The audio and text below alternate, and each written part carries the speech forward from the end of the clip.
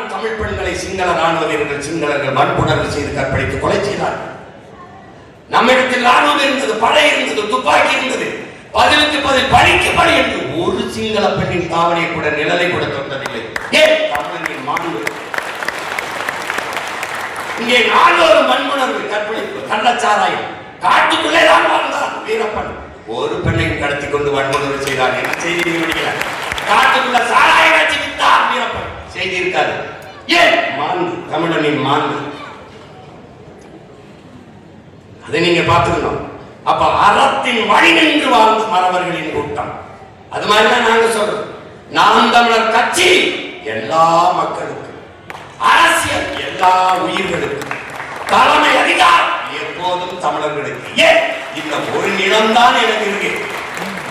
அதை கொடுத்துட்டா என் மொழி, என் கலை, என் இலக்கியம், என் பண்பாடு, என் மலை, என் கடல், என் நாடு, என் காடு, என் பிள்ளைகளின் கல்வி, என் பிள்ளைகளின் வேலை வாய்ப்பு, என் தாய் தந்தையரின் மருத்துவம், இதை எதை பற்றியும் அவன் கவலைப்பட மாட்டான். ஏன் கவலைப்பட? மலை நான் பார்க்கிற போது என் பூமி தாயின் மார்பு, மலை மார்பிலிருந்து அருவி, அருவியிலிருந்து ஆறு, ஆறிலிருந்து நீர், நீரிலிருந்து சோறு, சோறுல இருந்து வயிறு, வயிறிலிருந்து உயிர், வாழ்க்கை நான் பார்க்கிறேன். அதை மலை குவாரி குவாரி வெட்டினா நல்ல காசு பணம் துட்டு வெட்டு. என் பூமி தாயின் மாறை அழுத்து ரத்தம் குடிக்கிறான். நான் வருந்தேன். மரம் மண்ணின் வரம், மரம் என் மூச்சு. உலகில் எல்லா உயிரினங்களும் நற்காற்றை, அதாவது ஆக்சிஜனை சுவாசிட்டு கார்பன் டை ஆக்சைடை, கரியமில வாயுவை வெளியிடுது. உயிர் காற்றை சுவாசிட்டு மரம், செடி, கொடி, தாவரங்கள் தான் என் அன்புக்குரிய சொந்தங்களே. கெட்ட காற்றை, கார்பன் டை ஆக்சைடை சுவாசித்து விட்டு ஆக்சிஜனை வெளியிடுது. அந்த மரம் இல்லை என்றால் உலகில் எந்த உயிரும் இல்லை. அப்ப மரம் என் உயிர், மரம் என் மூச்சு, மரம் நிலம், மரம் மழை, மரம் பறவை பட்சிகளின் கூடு.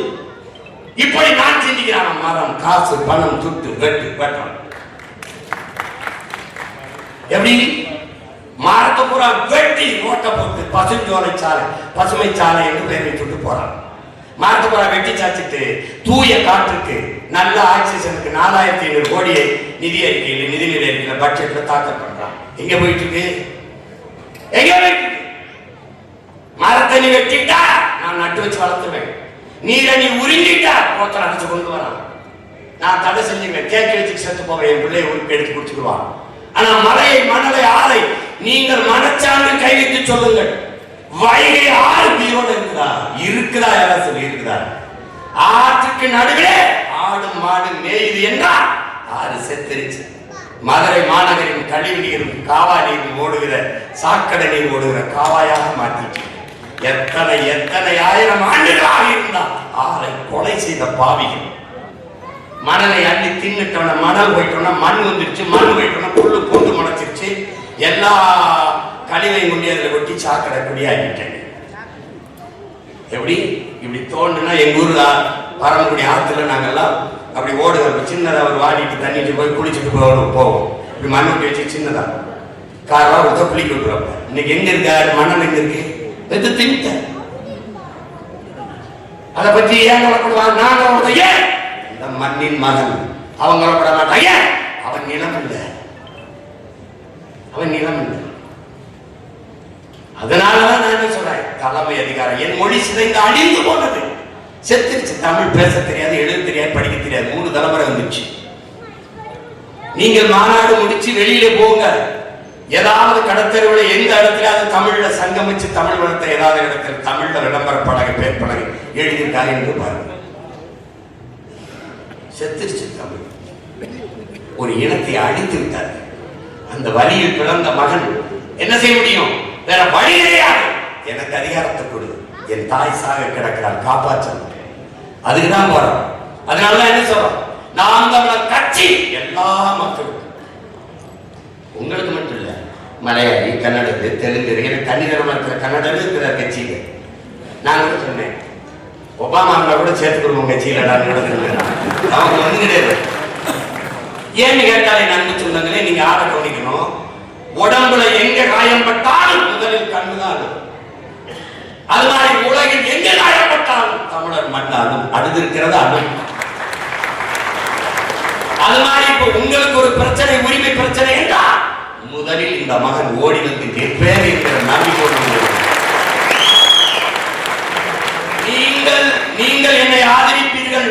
நீங்கள் என் கூட வருவீர்கள், நீங்கள் எனக்காக நிற்பீர்கள் என்பதற்காக நானும் என் தம்பிகளும் வரவில்லை.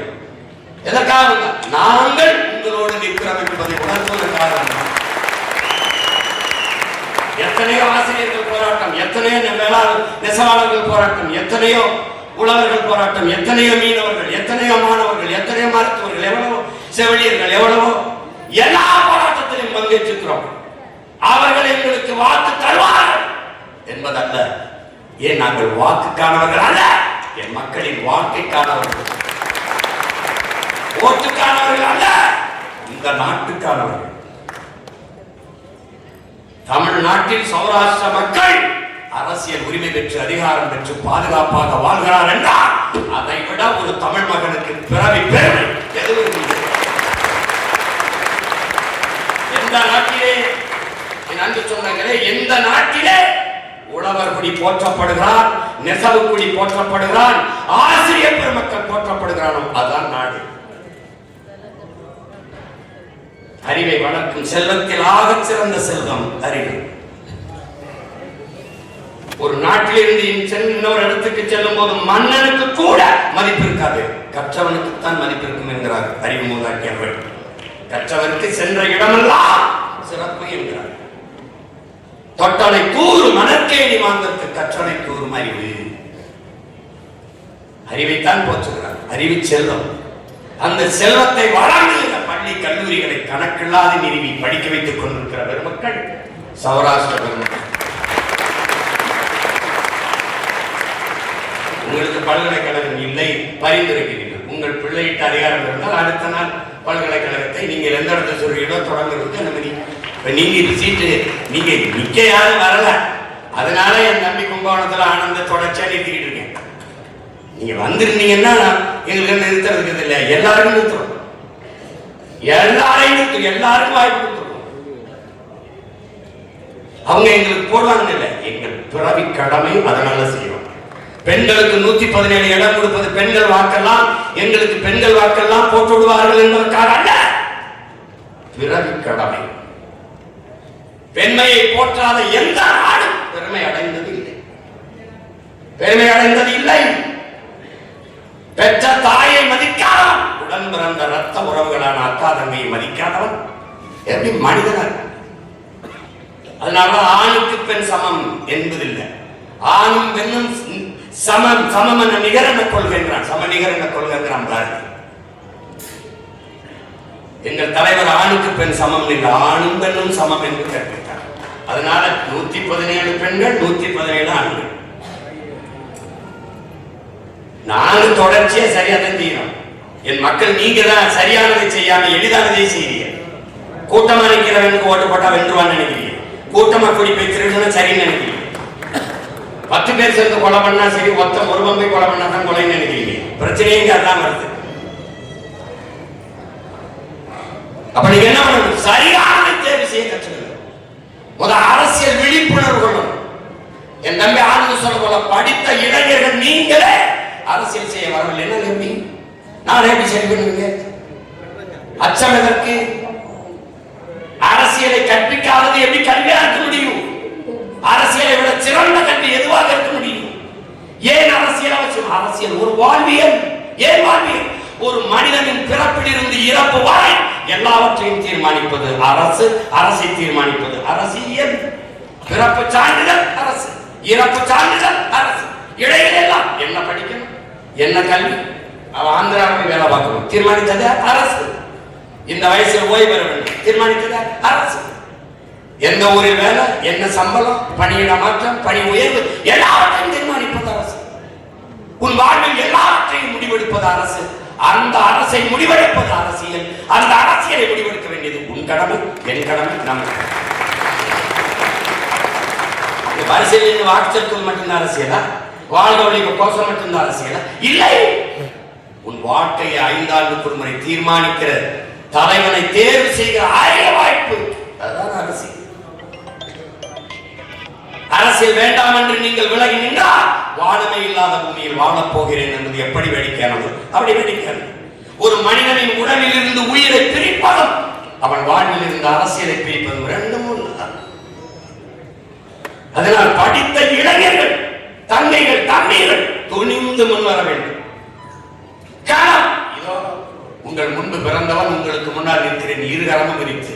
எத்தனை பேர் வேண்டாலும் வரணும். கட்சியில் பொறுப்பில் எல்லாருக்கும் பொறுப்பு கொடுத்துருக்கு. அப்ப நீங்க எங்க வாய்ப்பு இருக்கோ அங்க வரணும். அதை விட்டு அந்த கட்சி கொடுக்குமா, அந்த கட்சி கொடுக்குமா, அந்த கட்சி கொடுத்தா தான் ஜெயிக்க முடியும். அப்படி இல்ல. ஜெயிக்கிற பக்கம் நிக்க வேண்டும் என்று நினைப்பவன் அல்ல வீரன். தான் நிற்கிற பக்கத்தை ஜெயிக்க வைக்கிறவன் அவனுக்கு.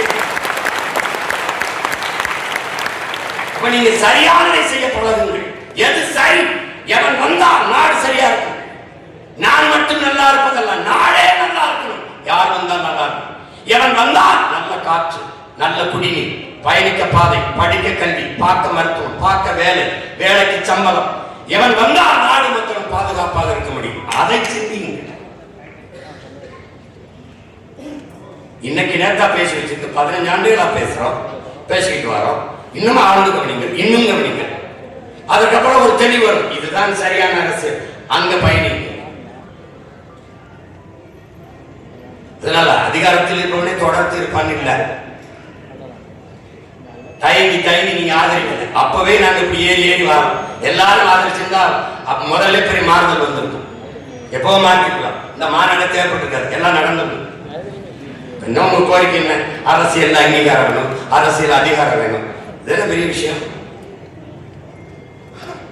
உங்களுக்கு முன்னாடி நான் போராடி இருக்கேன். அதே அரசியல் அதிகாரத்துக்கு, அரசியல் அங்கீகாரத்துக்கு தான் போராடி இருக்கோம்.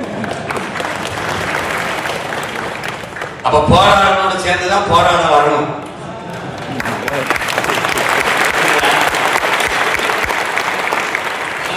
திருப்பி திருப்பி அவன் தரமாட்டான். அப்ப அவனுக்கே அதிகாரத்தை கொடுத்துருக்காங்க. மாநில அரசு என்ன செய்யும்? எல்லா வரையும் அவனுக்கு கட்டிடும். மத்திய அரசு, இந்திய அரசு, இந்திய ஒன்றிய அரசுக்கு என்று வருவாய் பெருக்கத்துக்கு ஒண்ணும் இல்ல. உங்களுக்கு நான் சொல்லி தெரிய வேண்டியது எல்லாம் கற்றறிந்தவர்கள். ஒண்ணும் இல்ல. மாநில அரசுகளின் நிதி தான் மத்திய அரசின் நிதி. இவன் மொத்தமா கொடுத்துருவான். சரக்கு மற்றும் சேவை வெளியே எல்லா வரையும் கொண்டு போய் வச்சுருவான், கூச்சி வச்சுக்கிடுவான். பேரிடர் காலங்கள்ல ஒரு 500 கோடி கொடுங்களேன். மத்திய அரசு நம்ம கேட்ட நிதியை தராது. அதனால் நம்ம வந்து ரொம்ப வாத்தியார்களுக்கு சம்பளம் போட முடியவில்லை. எப்படி இருக்காரு? நாங்க கேட்டது கவர்மெண்டா கந்துவட்டி கிடையாதா? எல்லாத்தையும் எடுத்து கேட்டா தரமாட்டேங்கிறாங்க. அதை எழுதி தரமாட்டான். அது மாதிரி நீங்க எவனுக்கு வாக்கு செலுத்தி வலிமையை கொடுத்த அரசியல் அதிகாரத்தை கொடுக்கிறீங்களோ அவன் இதுவரை தரவில்லை. அப்ப என்ன பண்ணும்? தருகிற அதிகாரத்தை நீங்க நிறுவனம். அதான்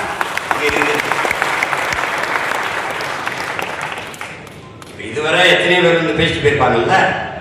இப்ப இந்த பேச்சு எங்க போகுது, எப்படி வருது, மாநாட்டுக்கு தலைமையேற்றவர் யாரு, அவர் எப்படி உங்களுக்கு தெரியும், அவரை எப்படி கூட்டிட்டு வந்தீங்க, இனிமேதான் உங்களுக்கு இருக்கு சொல்ல.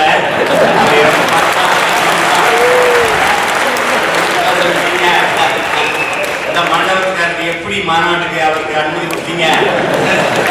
என்ன நடந்திருக்கு? இதான் நடக்கும். நடந்தது, நடவாது, இறந்தது, இரவாது, அனைத்துமே மாறிடும். அது மாதிரி நீங்க பாத்தீங்கன்னா எதை திறந்தாலும் சீமான் சீமான் சீமான் கத்துவான். அப்ப கூட நான் சொல்ல பாடும் பரம்பொருள் சிவன் அல்ல, இப்ப சீமான் தான். அவன் வேற சீமான் தான்.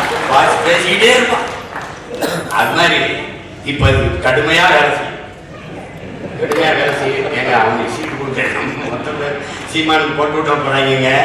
அப்ப 2-3 தொகுதி மொத்தமா தோத்து போயிடுவாங்க அப்படின்பா. அதனால இந்த மாநாடு வச்சுதான்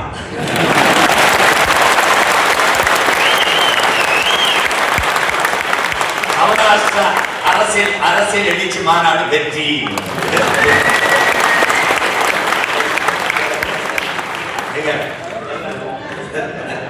நடந்துச்சு. அப்ப நீங்க மகிழ்ச்சியா இருக்கலாம். அவங்க தரல, சொந்தம் நாருக்கு தந்துட்டு போறேன், ஆனா நீங்க எங்க கூட நிக்கணும். அப்ப சீமா கொடுப்பா, அது ஜெயிக்குமா அப்படிலாம் கேட்டா சரியா வராது. அது திரும்ப திரும்ப இதுக்கு மேல எல்லாம் என்னால் பேச முடியாது. நீங்க புரிஞ்சுக்கணும். அதனால எப்பவுமே ஒருங்கிணைந்து நிற்பதில் தான் நம்ம வலிமை பெற முடியும். எப்பவுமே நீங்க வந்து இந்த மக்கள் எல்லாம் நமக்கு வாக்கு செலுத்த மாட்டார்கள், இந்த வாக்கு வராதுன்னா அந்த வாக்கை எப்படி பெறுவதுன்னு சிந்திப்பாங்க. அப்ப சிந்திப்பான அவன் என்ன கோரிக்கை வைக்கிறான்? அவன் அரசியல் அதிகாரம் கேட்கிறான், அவனுக்கு என்ன பல்கலைக்கழகம் கேட்கிறான், அவனுக்கு என்ன பாதுகாப்புக்கிறான். அது இருந்தா அப்படின்னு நீங்க கொடுத்தீங்க, கொடுத்தாதான் அந்த வாக்கை பெற முடியுங்கிற நிலைமையை நீங்க உருவாக்கி விட்டால் வென்று. இல்லைன்னா இந்த மாநாடுல இன்னும் 100 மாநாடு போட்டாலும் பயன். அப்ப ஒற்றுமையா நீங்க இருங்க, உங்க கூட நாங்க இருக்கோம், போராடி கண்டிப்போம். ஏன்னா நீங்களும் அரசியல் அதிகாரம் கேட்குறீங்க, நாங்களும் அதுக்காக தான் போராடுறோம். போராடுற எல்லாரும் ஒன்னா சேர்ந்து போராடி வெல்ல, அதுதான் இருக்கிற வாய்ப்பு. இந்த மாநாட்டிலே பங்கேற்றிருக்கிற என் பாசத்துக்குரிய சொந்தங்கள், என்னிலும் இளைய எதிர்கால நம்பிக்கையாக இருக்கிற என் தம்பி தம்பிகள், இங்கே அழகு தமிழிலே புரட்சிப்பாவலர் பாக்களை பாடிய என் தங்கை, இங்கே தலைவர் பெருமகனாக இருக்கிற ஐயா கிஷோர் சுரேந்திரன், தொகுப்பாளர் அவர்கள் எல்லாருக்கும் என்னுடைய அன்பும் வாழ்த்துக்களும். உங்கள் மாநாட்டினுடைய நோக்கம் வெற்றி பெறும் நான் வாழ்த்துகிறேன். உங்கள் வெற்றிக்கு ஒவ்வொரு நொடியும் உங்களுடைய துணை நிற்பேன் என்கிற உறுதியை உங்களுக்கு தருகிறேன். நீங்கள் அதை பற்றி கவலைப்பட வேண்டியதில்லை. இப்போ கோரிக்கையை நான் அவங்க சொல்லும்போது நான் எப்பவும் உங்க கூட நிற்கிறேன், நீங்க என் கூட நிற்பீங்கிறதுக்காக நிற்கிறேன். இது என் பிறவி கடமை, அதை செய்ய நான் உங்க கூட நிற்கிறேன்.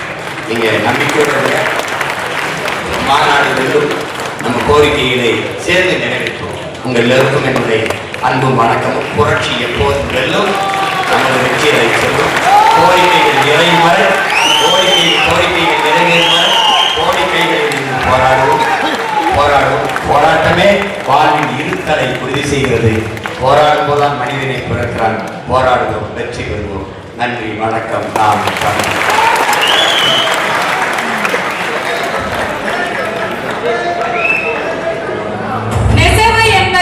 தொழில் அல்ல, இம்மண்ணின் மரபு என்று நெய்யும் தொழிலை செய்யும் எங்களை சீர்தூக்கி நிறுத்தி உழவு தொழில் செய்யும் அண்ணன் தன் உரையை தொடங்கினார்.